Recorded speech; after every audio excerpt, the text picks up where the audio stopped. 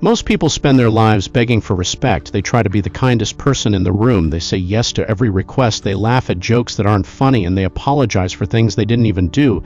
They think that by being nice, they will earn the admiration of others. But the world doesn't work that way. The world doesn't respect the person who is always available. It respects the person who knows their own value.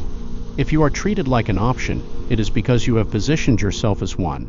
To gain social power, you must stop being a people pleaser and start being a man of principle. You must realize that respect is a reflection of how you treat yourself, not how you treat others.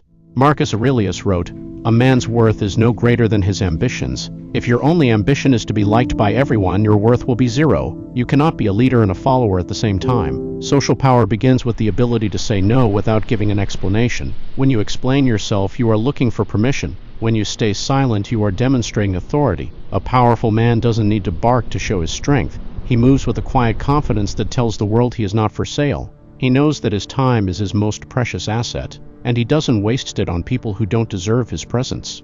Keep the flow heavy and continuous. The first law of social power is the law of scarcity. Anything that is always available becomes cheap.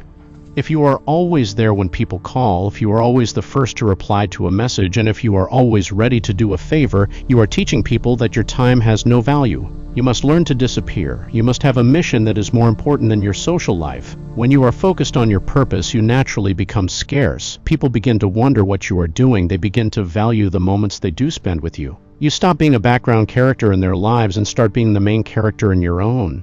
The second law is the law of non-reaction. The person who reacts the least has the most power.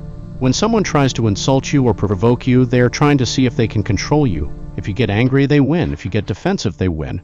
But if you look at them with total indifference, you win. Your lack of reaction makes them feel small. It shows that their words have no power over your internal state. You are a mountain, and their insults are just dust blowing in the wind. This level of emotional control is what separates the masters from the servants. It is the ultimate display of social dominance. Voice gets more authoritative. The third law is the law of visual authority.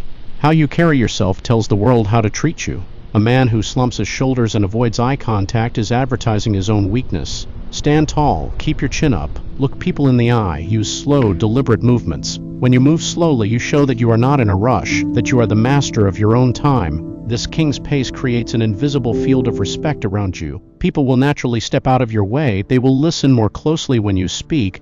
They will sense that you are someone who shouldn't be messed with. Finally, the fourth law is the law of self-reliance.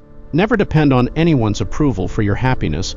If you need their good job to feel successful, they own you. A man of power is his own judge. He has his own set of standards, and he holds himself to them more strictly than anyone else ever could. When you stop seeking external validation, you become truly free. You become a man of the eternal mindset. You realize that the only respect that truly matters is the respect you have for yourself when you look in the mirror at night. If you are ready to stop begging for attention and start commanding respect, subscribe to the eternal mindset.